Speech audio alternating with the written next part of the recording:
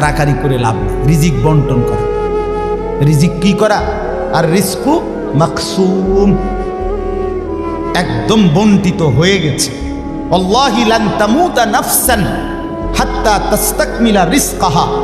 আল্লাহর নবী বলেন, আল্লাহর কসম, একটি আত্মা, একটি প্রাণ মৃত্যুবরণ করবে না কোন আত্মা তার জন্য বরাদ্দকৃত রিজিক পূর্ণ না করে।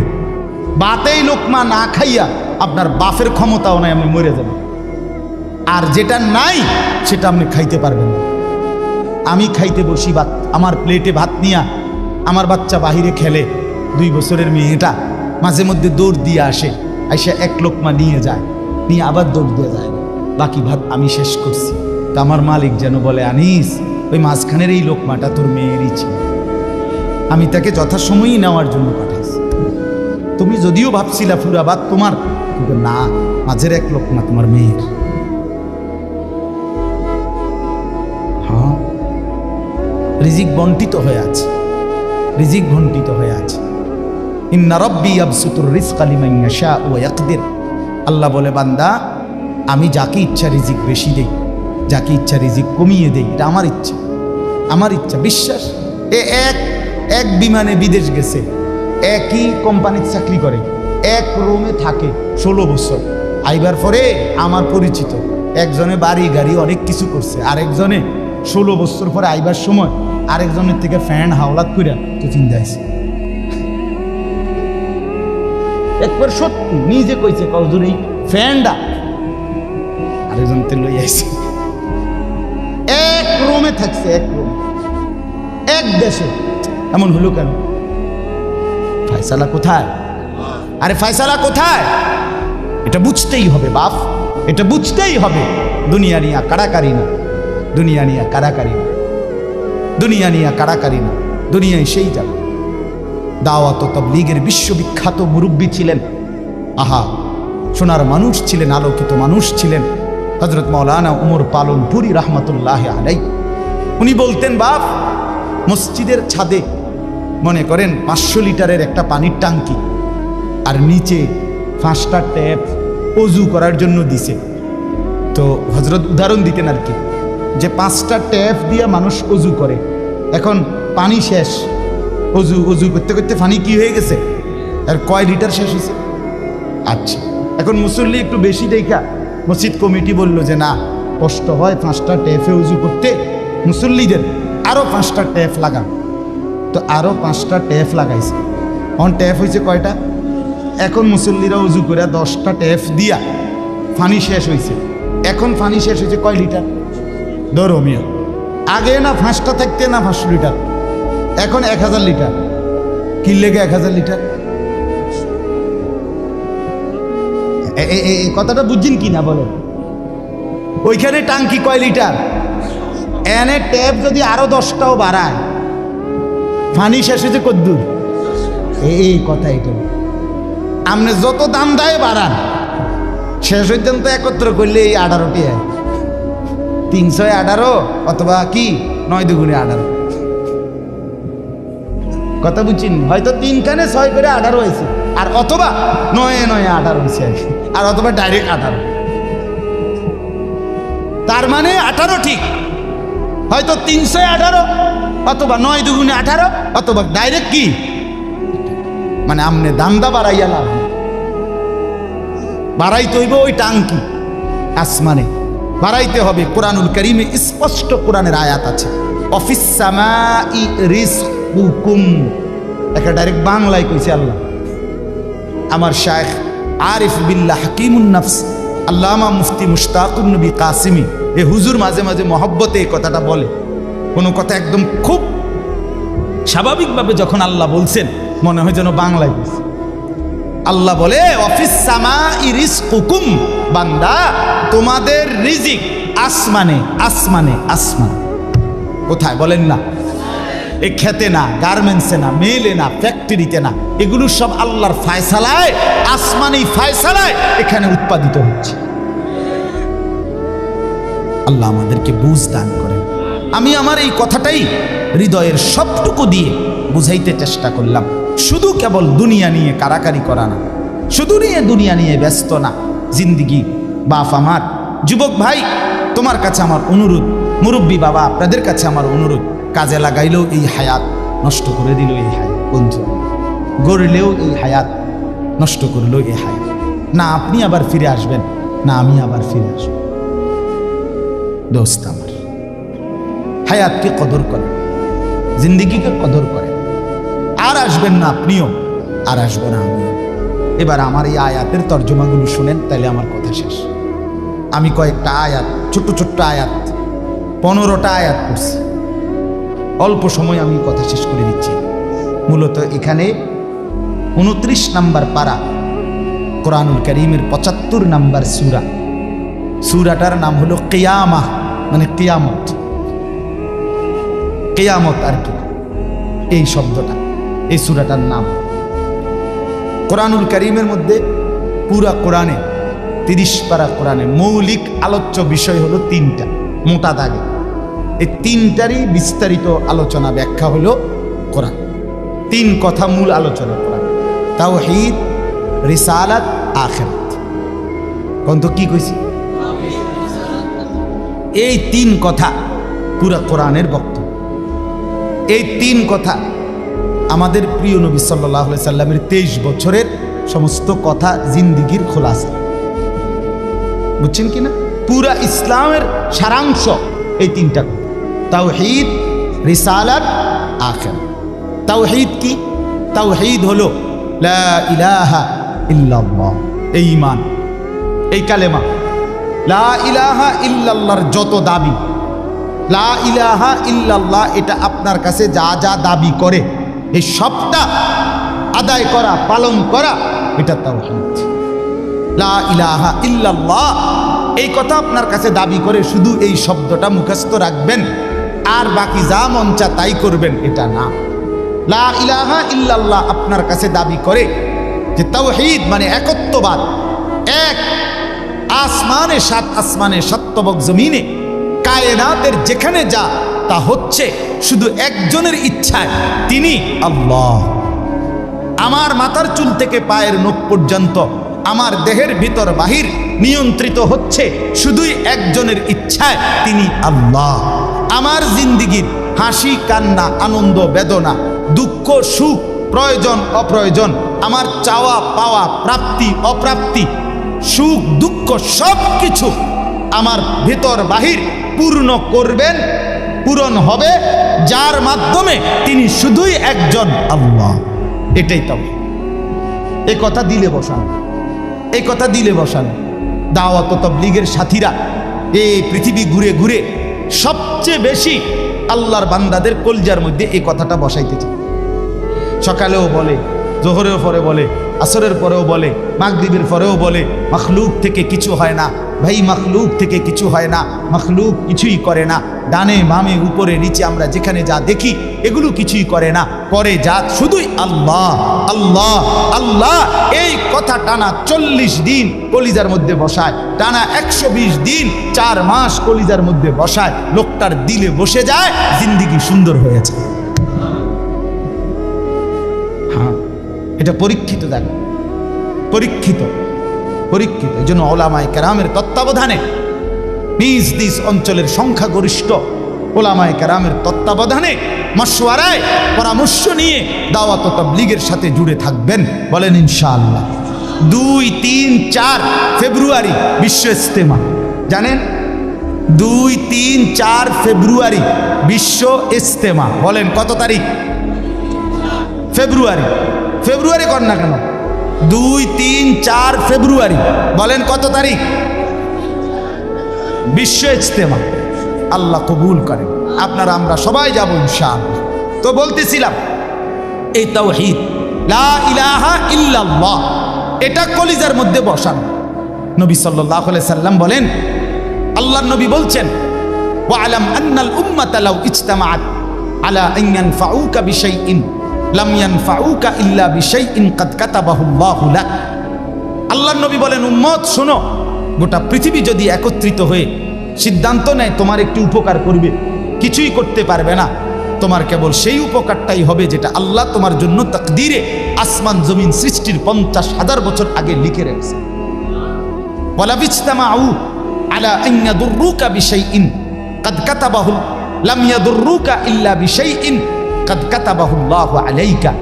সবাই মিলে যদি এটাও সিদ্ধান্ত নেয় তোমার একটি ক্ষতি করবে, বিপদে ফেলবে, মুসিবতে ফেলবে, আল্লাহর নবী বলেন কোনো মুসিবত তোমার আসবে না, আসবে কেবল সেই মুসিবতটাই যেটা আল্লাহ তোমার জন্য তাকদীরে লিখে রেখেছেন। রুফিআতিল আকলাম ওয়া জাফফাতিস সুহুফ। নবীজি বলেন এই কথার পরে তাকদীরে, যেমন এইখানে হিলফুল ফুজুল যুব সংগঠন নাগরাপাড়া ফইটাদি, এরপরে আর লেখা নাই, আসেনি, এরপরে নিচে দিয়ে আর কিছু, এখানে এসে লেখা এটা কি হয়েছে, শেষ হয়েছে। আল্লাহ তাআলা রসুল বলেন তাকদীরের লেখা এই গোটা আল্লাহর সৃষ্টি, আল্লাহ ব্যতীত যত সাই সব কিছুর তাকদীর আছে। বুঝেন নাই কথা? এটা আল্লাহ ব্যতীত যত কিছু সব কিছুর কি আছে? এই গাছ মাছ, আকাশ জমিন, হ্যাঁ, এই মশা মাছি পিঁপড়া যা কিছু আছে আল্লাহ সৃষ্টি, নদী সাগর সব কিছুর কি আছে? তাকদীর আছে। এই নদীতে কতদিন জোয়ার আসবে এটা লেখা আছে, কতদিন ভাটা আসবে এটা লেখা আছে। তাকদীর শুধু মানুষের না, তাকদীর মা সেওয়াল্লাহ, আল্লাহকে বাদ দিয়ে যা সব কিছুর তাকদীর আছে। ও পিঁপড়ারও তাকদীর আছে। এবার আমার থেকে বাচ্চা গেছে গায়ে, এবার টিপ দিয়ে মেরে গেছে, ঠিক কিনা বলেন না? হ্যাঁ, মশা আমারে কামড়াইয়া গেছে, আমি পারছি না ধরতে, দেবটা মেরে গেছে। এই তাকদীর লেখা আছে, ফয়সালা আছে। তো এই কথার পরে যে মাখলুক তোমার কোনো উপকারও করতে পারবে না, মাখলুক তোমার কোনো ক্ষতিও করতে পারবে না, এই কথা লেখার পর আল্লাহ তাআলা তাকদীর লেখার যেই কলম এটা উঠাইয়া ফেলছে, তাকদীর লেখার যে কালি এগুলো ফেলাই ফেলছে, মানে এরপরে আর কথা নাই। এই কথার উপরে তাকদীর শেষ হয়েছে যে মাখলুক কিছুই করে না, হাও না নাও না, পক্ষেও না বিপক্ষেও না, যা করে কে করে? আল্লাহ। আল্লাহ আল্লাহ করে, আল্লাহ। বলে তো ডাক্তারে চিকিৎসা করলে রুগী ভালো হয়, এই ডাক্তারে চিকিৎসা করলে রুগী মারাও যায়।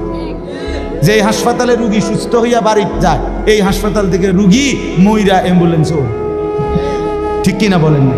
তাহলে বুঝা গেল মাখলুক থেকে। কার থেকে? এই সহজ কথা বললাম, তাওহীদ। এটা রিসালাত কি? রিসালাত হলো মুহাম্মাদুর রাসূলুল্লাহ সাল্লাল্লাহু আলাইহি ওয়াসাল্লাম। তার মানে মাথার চুল থেকে পায়ের নখ, জিন্দিগির পুরাটা, এই দেহের সব কিছু, এবং আমার জীবনের একেবারে ঘর থেকে দেশ জাতি রাজনীতি, ঘর পরিবার সমাজ, আচার আচরণ, বাজার ব্যবসা, লেনদেন, হাসি কান্না, আয় উপার্জন, সামাজিকতা, অনুষ্ঠানাদি, পাড়াপড়শি, সমাজের আমার জিন্দিগির, আমি এক মানুষ জীবনে যা করব, ঘরে কিংবা বাইরে, হাটে কিংবা মাঠে, বাজারে কিংবা ব্যবসায়, আয়ে কিংবা লেনদেনে, দেশে কিংবা রাজনীতিতে, সব কিছু একজন রসূল মুহাম্মদ সাল্লাল্লাহু আলাইহি সাল্লাম উনার দিক নির্দেশনায়, উনার সুন্নাতে, উনার তরিকার উপরে করা, এভাবে জীবনটাকে গঠন করা, এটার নাম রিসালাত। এটার নাম রিসালাত। কোনোভাবেই বাপ এই কথা বলার কোনো সুযোগ নাই, ইসলামকে কোনো একটা জায়গার মধ্যে সীমাবদ্ধ করার কোনো অনুমতি নাই। এটা ঈমান থাকবে না, ঈমান থাকবে। সোজা কথা, হুজুর এর দূর পর্যন্ত কইতে পারবেন, এর বেশি যাইবেন না, না, এই কথা বলার সুযোগ নেই। এটা কুফরি, কুফরি। ইসলামকে রাজনীতিতে টাইনে আইনেন না, ইসলামকে এলাকার টাইনে আইনেন না, ইসলামকে বাজারে টাইনে আইনেন না, ইসলামকে হাটে টাইনে আইনেন না, ইসলামকে ওইখানে না, না। এটা যদি আপনি বিশ্বাস করে কন, এটা যদি আপনার কলজার থেকে কইয়া থাকেন, আপনার ঈমান নেই। কথা বুঝেন না? সাবধান। হ্যাঁ, অপ্রিয় হইতে পারে কোনোটা, কোনোটা আপনার অপছন্দ হইতে পারে, কোনোটা আপনার গায়ে লাগতে পারে, কোনোটা আপনার নেগেটিভ হইতে পারে, কিন্তু এর মানে ইসলাম, আল্লাহর কোরআন, শরীয়তের বিধান, রাসূলুল্লাহর সুন্নাহ, জিন্দেগি আপন ধারায় চলতে দিতে হবে। আল্লাহ আমাদেরকে বুঝ দান করে। কোনো কিছুতে এই দাড়ি রাসূলুল্লাহ সাল্লাল্লাহু আলাইহি সাল্লামের বিধান কিনা? কথা বলেন না, বিধান কিনা? আপনি এটাকে তুচ্ছ তাচ্ছিল্য করলে হবে, আপনি এটাকে অবজ্ঞা করলে, হ্যাঁ হুজুর আর ওয়াজ নাই, ঘুরে ফিরে কেবল দাড়ির কথা বলতেছেন, আর কোনো আছে, এটাও একটা ওয়াজ। আপনি এটাও শুনেন, এরপর একটি শুনেন, অসুবিধা কি? আরো কম আপনি থাকলে তো আমি আরো কম, অসুবিধা কি? কথা বুঝেন নাই? আমি এই কথাটা আমি এটা কি বুঝাইতে চাইলে, এটা কি বলতে চাই? আমি একবার একজনকে বলছিলাম যে আমি এই বলতে পারবো না, ওই বলতে পারবো না, একটা কাগজ লিখে দিছে উনি, এডি কম যাইত না। তাই আমি মাশাআল্লাহ যেটি কওয়া যাবে না, এরপরে নিচে লিখে দিছে কোরআন সুন্নাহর কথা বলবেন। তো আমি বললাম এগুলো তো বাদ দিলাম, কোরআন সুন্নাহর কথাগুলো এডি বাদ দিয়া কি হইতে পারে? আঙ্কেল আপনি যদি স্যাম্পল হিসাবে আপনি কিন্তু 10টা মিনিট কইয়া দেন যে এগুলো হইল কোরআন হাদিসের কথা, এরপর আমি ব্যাখ্যা করবো। আপনি কিন্তু শুধু মূল বক্তব্যটা শিরোনাম দিয়ে আপনি গুদ্দুর কইয়া দেন যে এটা কি কইতাম, আপনি এগুলো কি আর আমরা জানি? তো আপনি না জানলে কাগজ লিখুন। এটা তো একটা স্ববিরোধী কথা হইল, স্ববিরোধী কথা না। আপনি জানেন না, এদিক দিয়েও আপনি এটা বুঝেন, আবার আপনি আইন কানুন দেখাইতে আছেন, তো এটা আপনি কি বুঝে আইন দিলেন? আল্লাহ আমাদেরকে বিবেক দান করেন। এটা ইনসাফ না, বরং জীবনের সব কিছু রাসূলুল্লাহ সাল্লাল্লাহু আলাইহি ওয়াসাল্লামের সুন্নাহর আলোকে, দিক নির্দেশনার আলোকে পালন করা, এটা ইনসাফ, এটাই দ্বীন, এটাই ইসলাম, এটাই শরীয়ত, এটাই নাজাত, এখানেই জান্নাত। আমার ঘাটতি আমাকে মেনে নিতে হবে, আমার কমতি আমাকে এটা মেনে নিতে হবে। মেনে নিতে হবে কিনা বলেন? হ্যাঁ, স্বীকার করতে হবে এটা আমার কমতি, এটা আমার ঘাটতি। অবজ্ঞা করা যাবে না, তুচ্ছ তাচ্ছিল্য করা যাবে না, টিটকারি মস্কারি করা যাবে না। ইসলামের একটা ছোট্ট জিনিসকেও তুরস্কার করা, তুচ্ছ তাচ্ছিল্য করা, ইস্তেহজা করা, এটা কুফর। আপনি জিজ্ঞাসা এনে ওলামায়ে কেরাম, এটা শরহে আকায়েদের মাসআলা, কুফরি। আমনে দাড়িকে, মিসওয়াককে, টুপিকে, পাঞ্জাব, যা কিছু ইসলামের নিদর্শন, তার একটি জিনিসকেও আপনি অবজ্ঞা করতে পারবেন। ইস্তেহজা আপনি পালন না করা, এটা হলো কবিরা গুনাহ, আর অবজ্ঞা করা কুফর। একদিন মসজিদে মুয়াজ্জিন বেচারা পাগড়ি মাথা দিতেছে, ভদ্রলোক পয়সাওয়ালা মাতবরে এনে খাড়াইয়া এক পাশে প্রথম কাতারে, সে বলতেছে এই সমস্ত তেনাতুনা বান্ধনের টাইম এখন আসেনি।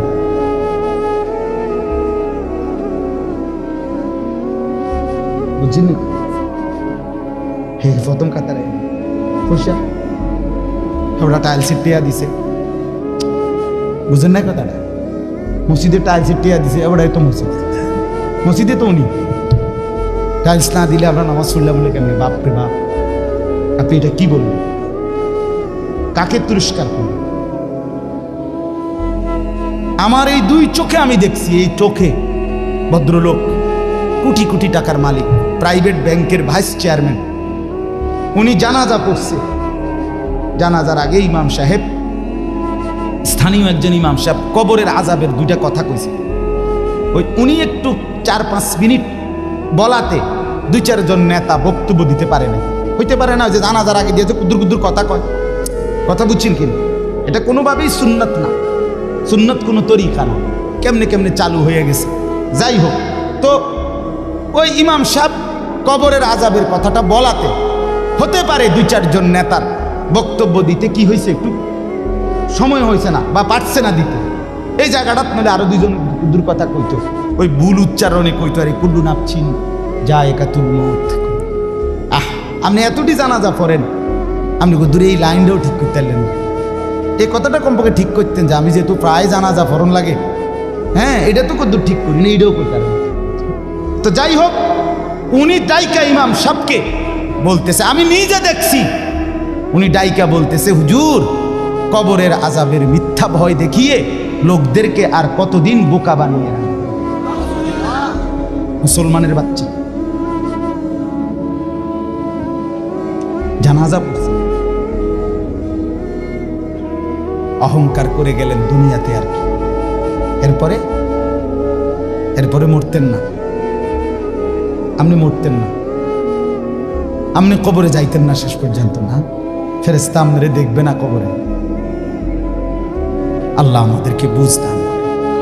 আমার বাপ, আমি দিল থেকে বলতেছি, অন্তর থেকে, পুরা দিন রাসূলুল্লাহ সাল্লাল্লাহু আলাইহি ওয়াসাল্লামের সুন্নাতকে নবীজির কোনো তরিকাকে, কোনো কথাকে আপনি প্রথম ধাক্কায় ফেলে দিবেন না।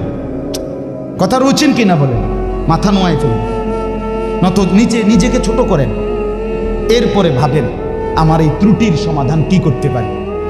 ঠিক কিনা বলেন না? আল্লাহর কাছে বলেন, মাওলা আমি যে এই কারণে পারতেছি না, আপনি তৌফিক দেন, আপনি সুযোগ দেন, আপনি ব্যবস্থা করেন। আল্লাহ চাইলে ব্যবস্থা করেন। তাহলে রিসালাত। 3 নাম্বার হলো আখিরাত। 3 নাম্বার হলো কি? আখিরাত মানে জীবনের সব কিছুকে আখিরাতকে মাথায় নিয়ে আমাকে মরতে হবে।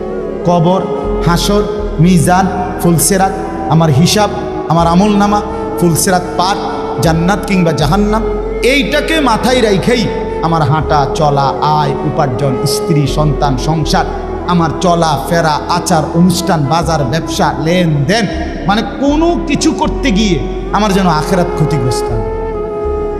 ওয়া ইন্না দারাল আখিরাতা লাহিয়াল হায়াওয়ান। আল্লাহ বলছে বান্দা ওই আখিরাতটাই হলো বেঁচে থাকা। দুনিয়া তামাশা। কোরআনের স্পষ্ট আয়াত, ওমা হাদিহিল হায়াতুদ দুনিয়া ইল্লা লাহবুন ওয়া লাইব। আল্লাহ বলছে বান্দা দুনিয়া আর কিছুই নয়, শুধুই তামাশা, শুধুই খেলাধুলা। অতএব দয়া করে, আমার সময় নাই, আমি আর বাড়াতে পারছি না, কিন্তু এই কথাটাই আপনাদেরকে বুঝাইতে চাই, আমার সব কিছুর মধ্যে আখিরাতকে সাথে নিয়ে, সামনে নিয়ে যদি জীবন চালাই, আল্লাহর কসম দুনিয়ার সব প্রয়োজন পূরণ হবে, আখিরাতের জান্নাতও মিলে যাবে। আপনি ঠকবেন না বাপ। ফজরের নামাজ পড়লে কেউ ঠকে না, 5 ওয়াক্ত নামাজ পড়লে কেউ ঠকে নাই দোস্ত। হারাম উপার্জন করে কেউ লাভবান হয় নাই। গুনাহ কাউরে তৃপ্তি দেয় না, গুনাহ কাউরে, কোনো সুদখোর তৃপ্তিতে নাই, কোনো ঘুষখোর তৃপ্তিতে নাই, কোনো কিস্তিওয়ালা তৃপ্তিতে নাই। 90,000 টাকা ইনকাম করে, 60,000, 70,000 মাসে ন্যূনতম কামাই। আমি নিজে জিগাইছি, কাকু কিস্তি কয়টা? 60টা। কিস্তি চলে 60টা, মাসে ইনকাম 70,000। তাহলে 70,000 টাকা ইনকামের পরে যদি কিস্তি চলে 60টা, আমার মসজিদের ইমাম সাহেবের বেতন 10,000, 8,000, এবার আর কিস্তি চলার কথা কয়টা? কিন্তু ইমাম সাহেবের কোনো কিস্তি নাই। ঠিক কিনা বলেন না? ইমাম সাহেব কিস্তিও নেয় না, এশার নামাজের পরে ফজর পর্যন্ত চুরিও করে না, ডাকাতিও করে না। বেটা মালিকের ঘরে সেজদা করে, আল্লাহর ঘরের গোলামি করে, খোদার 30 দিন 10,000 টাকা দিয়ে বউ বাচ্চা নিয়ে ইজ্জতের সাথে হাসি মুখে ধোয়া সাদা পরিষ্কার পায়জামা পাঞ্জাবি পরে আল্লাহর জিন্দিগি, আল্লাহর দুনিয়ায় জিন্দিগি কাটায় ফেলে। ওনার কিস্তি লাগে। আমার একবার একজনে কইছে, হুজুর রে আল্লাহ সালা, এরকম কইছি, আর একজন কইয়ে উঠছে, আর আমি তো আমনের কি ইবলিসে চালাই, আমনের কি শয়তানে চালাইনি? কথা বলেন না কেন? তো যে আল্লাহ হুজুর রে 80,000 টাকা দিয়ে চালাইতে, আরে আমনের চালাইতে 80,000 লাগে, আমনের কিস্তি 4টা লাগে কেন? আমনে মূলত শয়তানের হাতে নিজেকে তুলে দিয়েছে। আল্লাহর হাত থেকে ছুটাইয়া নিয়া কার হাতে দিছেন? ইবলিসের হাতে, ইবলিসের হাতে।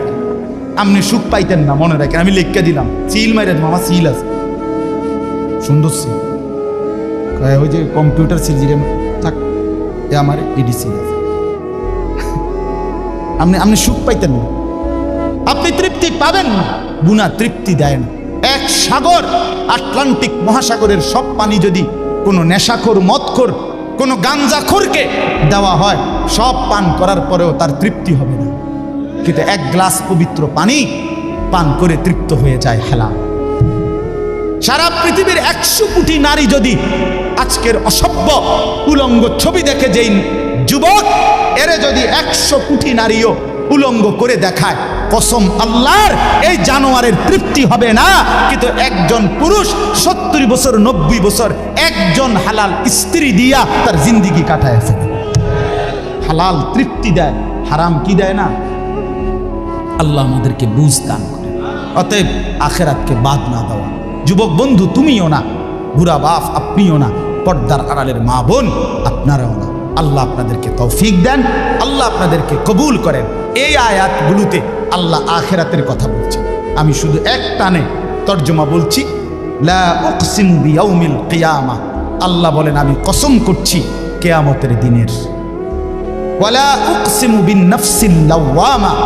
সাথে সাথে আমি আল্লাহ কসম করছি ওই অন্তরের যেই অন্তর মানুষকে গুনাহের কারণে তিরস্কার করে নেক কাজে উৎসাহিত করে। সুবহান। আয়াহসাবুল ইনসানু আল্লান নাজমা ইজামা। আল্লাহ বলে, মানুষ তোমরা কি ভেবেছ? তোমরা কি এই মনে করো আমি আল্লাহ কবর থেকে ছড়িয়ে ছিটিয়ে যাওয়া হাড্ডি গোশত যেগুলো ছিন্ন ভিন্ন হয়ে নিঃশেষ হয়ে গেছে, আমি সেগুলোকে একত্রিত করতে পারবো না? সুবহান। আল্লাহ বলে, বালা কাদিরিনা আলা আন নুসাব্বিয়া বানানা। এক মিনিট। এই যে ফিঙ্গার দেয় যে, বোঝেননি? ফিঙ্গার নেয় না, ফিঙ্গার এই এতটুকু জায়গার মধ্যে 800 কোটি মানুষ যদি ফিঙ্গার দেয়, এই জায়গা একরকম একই সাইজের এই বৃদ্ধাঙ্গুলির এটা, কিন্তু 800 কোটি ফিঙ্গার ভিন্ন ভিন্ন। আচ্ছা, এই এদুর জায়গার ভিতরে 800 কোটি ডিজাইন কেমনে করবে? বুঝেন না কথাটা? জায়গাতেই করবে। এটার ভিতরে আপনি কয়টা আঁক দিয়ে কয়টা আলগা আলগা করতেন পারবেন? করেন না, আপনার 30টা নাহলে 300টা। 800 কোটি কেমনে করলো? ফিঙ্গার এটা এখানে আমাকে হাজি মহিলা হারায় গেছে, বেডি রোমের থেকে চলে গেছে মক্কা শরীফ, কিচ্ছু নিছে না, কারণ কোনো কাগজ বেডি লাগবে না, পাই না হারায় গেছে। রাত্র 11টা বাজে মহিলারে মোয়াল্লেমে গিয়া ঠিকই সৌদি আরব মোয়াল্লেম অফিস থেকে নিয়ে আসছে। কেমনে আনলো? ও ফিঙ্গার দিছে আর বেডির পুরা ঠিকানা পাইছে। বুঝেন না কথা? ওই এয়ারপোর্টে না কি নিছে? ফিঙ্গার নিছে। তাইলে আল্লাহ বলেন, বান্দা আমি আল্লাহ শুধু হাড্ডি গুড্ডি ফেরত দেব না, ফিঙ্গারও ফেরত দেব। বালা কাদিরিনা আলা আন নুসাব্বিয়া বানানা। এই বানানা অর্থ আঙ্গুলের অগ্রভাগ।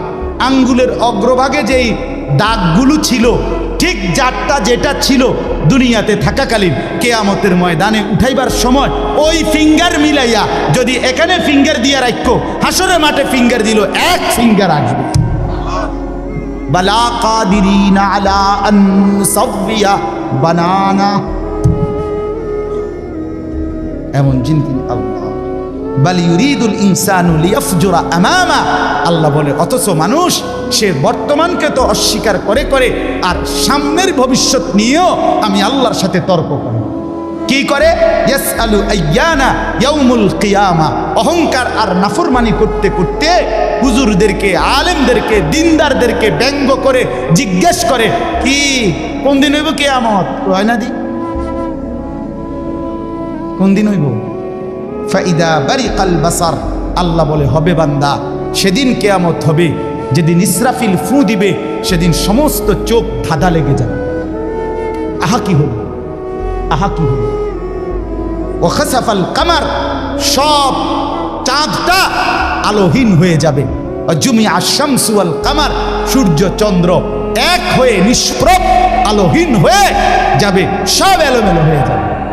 আরে ওই যে একদিন শনিবার যে সকালবেলা ভূমিকম্প হয়েছিল কয়দিন আগে, মনে আসেনি আপনাকে?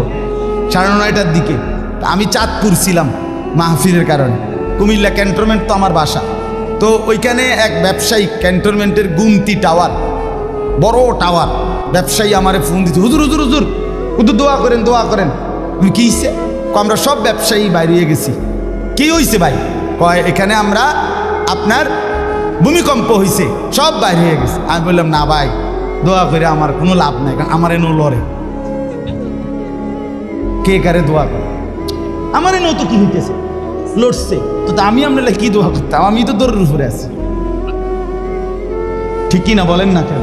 হ্যাঁ, আল্লাহ বলেন কিয়ামতের ইসরাফিলের ফু দিলে জমিনের ভূমিকম্প এমন সব নড়বে একসাথে। ওয়াজুমিআ শামসু ওয়াল কামার ইয়াকুলুল ইনসানু ইয়াউমাইদিন আইনাল মাফার। কোটি কোটি মানুষ তখন পাগলের মতো দৌড়তে দৌড়তে বলবে, আইনাল মাফার, পালাবো কোথায় ভাই, দাঁড়াবো কোথায়, দাঁড়াবো কোথায়? ওই বেটাও বলবে সব নড়ে, ইনিও বলবে সব নড়ে, যেদিকে দৌড়ায় সব নড়ে নড়ে নড়ে, সব নড়ে ভূমিকম্পে, কিয়ামতের ভূমিকম্প। আল্লাহ বলেন, কাল্লা লা ওয়াজার। না বান্দা, জমিনে আজ আর কোথাও আশ্রয় নাই, আজ আর ঠাই নাই। ইলা রব্বিকা ইয়াউমা ইদিনিল মুস্তাকার। আজ শুধুই তোমার রব আল্লাহর কাছে আছে। কার কাছে?